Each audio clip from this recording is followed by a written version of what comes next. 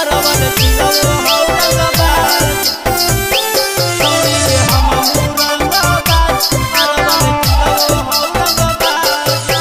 चहल जैतो भीतर जे उठैतो कोई आवाज, चहल जैतो भीतर जे उठैतो कोई आवाज। छौड़ी के हमहू रंगबाज अरवल जिला रंगबाज, छौड़ी के हमहू रंगबाज हमर जिला रंगबाज।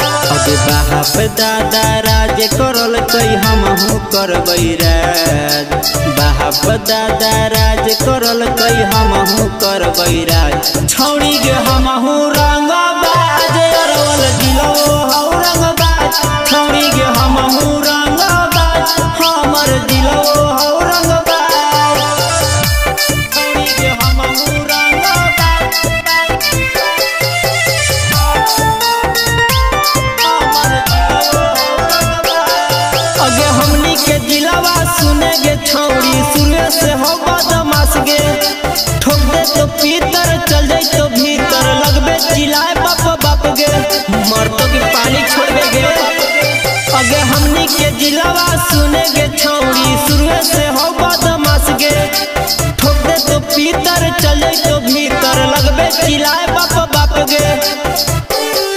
अगे 2 नंबर के छौड़ी हमर हकौ काम कर, 2 नंबर के छौड़ी हमर हकौ काम कर।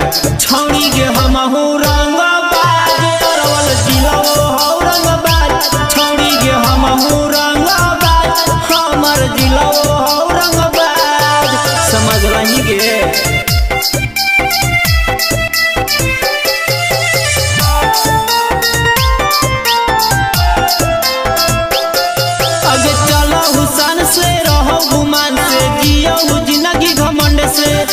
जेटा करैतो भीतर लैतो छौड़ी के चल जाइतो झंड से, छौड़ी के चल जाइतो झंड से। अगे चलो हुसान से रहो गुमान से जियो जिंदगी घमंड से, जेटा करैतो भीतर लैतो छौड़ी के चल जाइतो झंड से। अगे सोनू देहाती पवन के ठोके में न लगो लाग, सोनू विकास पवन के ठोके में न लगो लाग। छौड़ी के हमहू रंगबाज अरवल जिला रंगबाज, छौड़ी के हमहू रंगबाज अरवल जिला रंगबाज। बिहार 56 जिला अरवल अपन मर्दू की खूंटा गड़।